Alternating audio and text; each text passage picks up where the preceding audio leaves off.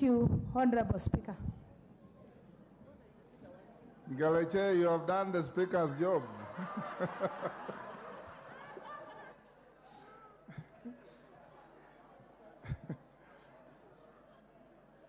I will now allow 3 on either side. Member for Keio South. Member for Keio South.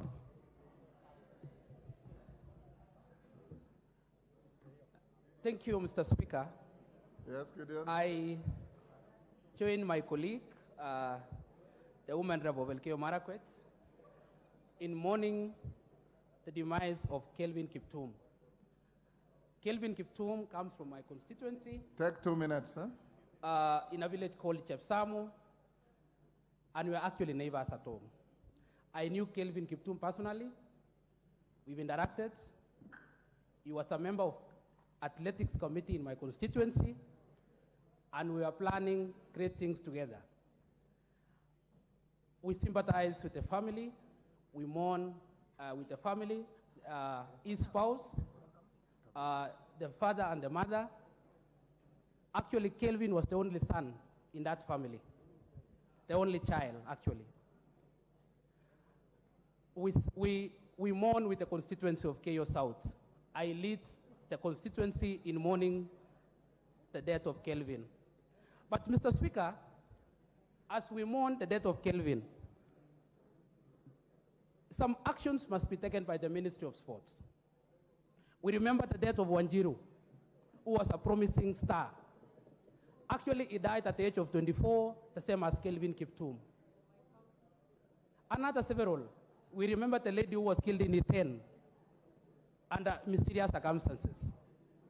So we call on the Ministry of Sports that they must take our athletes seriously, because some of them are young and they are promising careers, but they are left on their own.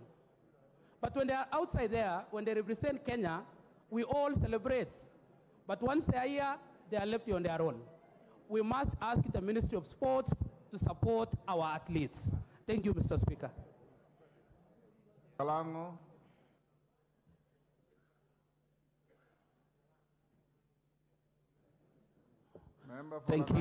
Thank you so much, Mr. Speaker. The constituency of Langata joins the whole country in mourning the death of Kelvin Kiptum, a rising star. And this is so sad that he was supposed to represent the country in the 2024 Olympics in Paris, France. But even as we mourn the death of Kelvin, having listened to what his father said, I think there should be a thorough investigation to what actually caused the accident. And apart from that, we need and request that our athletes be treated as VIPs and be given security, and all our top athletes who represent this country bring the accolades, and they're always just celebrated. Immediately, they get their medals. After that, they are forgotten about. Kindly, we request that a thorough investigation be done to the cause of this accident that led to the death of Kelvin Kiptum. Thank you, Mr. Speaker. Mama Zamzam.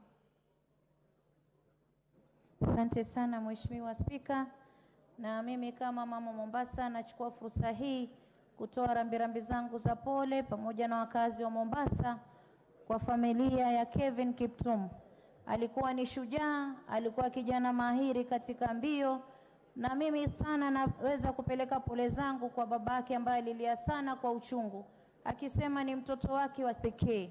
Na alisema Mheshimiwa Spika, nikinukuu, kuwa kuna watu walikwenda nyumbani, alikuwa hajui ni watu gani, lakini wakawa wamesema wametumwa kutoka sehemu fulani.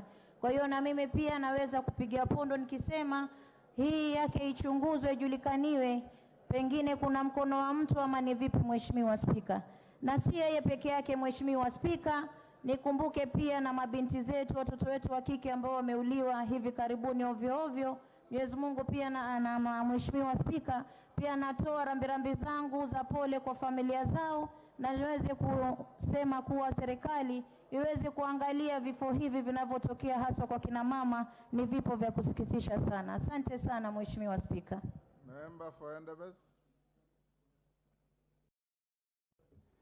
Thank you, Honorable Speaker, sir, for allowing me to join my colleagues in sending message of condolence to the family of our athlete, Kelvin Kiptum.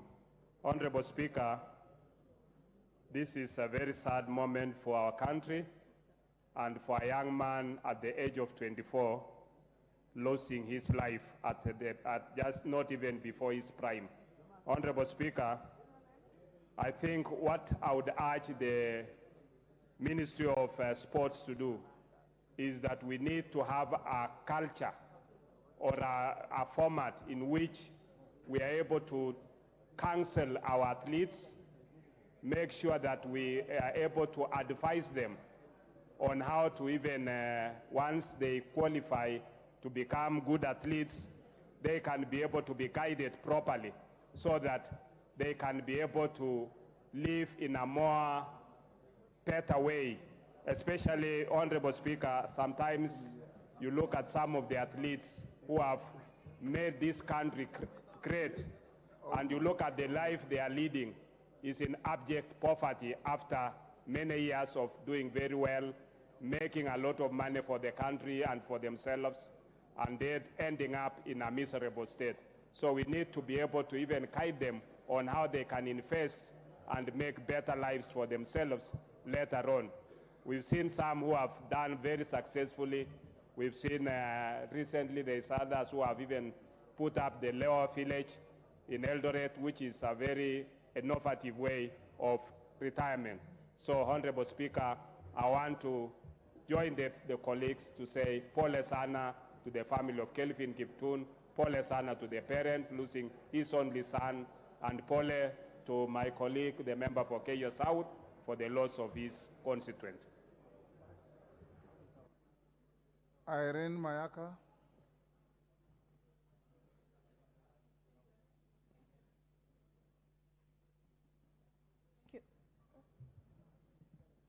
Thank you, Honorable Speaker. Honorable Speaker, I want to take this opportunity on behalf of the young people of Kenya to express my sincere condolences to Kelvin Kiptum and also to his Rwandese coach, who also perished in the same road accident. And Honorable Speaker, I just want to join my colleagues, even as we say pole to the family, having lost a dependent. And this goes back to the question that Honorable Martha Wangari raised, because we raised questions here concerning the sports, the nature of the insurance and the life insurance for our sports people, so that even such families can get to benefit from life insurance. Honorable Speaker, secondly, I just also want to express my condolences to the people of Kenya, and also to just say that in the last 2 days, we've seen a lot of insensitive information going out on social media. And I'd just like to urge fellow Kenyans that we should not jump into conclusions, and we should be very careful in terms of the things that we're saying out there, because they're insensitive and they're not fair to the family. Honorable Speaker, once again, my sincere apologies to the family and to my colleague, the member of Elgeyo Marakwet, and also to Keyo. Thank you. Mutunga, member for... Thank you, Honorable Speaker, for the opportunity to also pass on my condolences to the family of Kelvin Kiptum. Honorable Speaker, this is a young man who was right at the top of the world, having worked his way through. Honorable Speaker, he was an encouragement to many, and many Kenyans for that matter, because when he flies the flag of this country in those areas where he has won marathon, he makes Kenya proud. He takes our position on the map. Honorable Speaker, to mourn this young man, this great leader in marathon, I call upon the Kenyans who are engaged in this particular game to work very hard and practice very hard to still take this position, because it's a Kenyan position. Honorable Speaker, to the family, the friends, and even neighbors of this fallen hero, we pass our condolences. Thank you, Honorable Speaker. I've taken 3-3.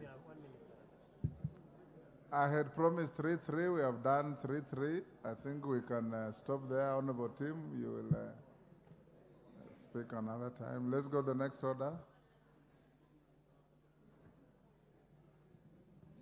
Order number 8, motion, appointment of members to the House Business Committee. Majority Leader.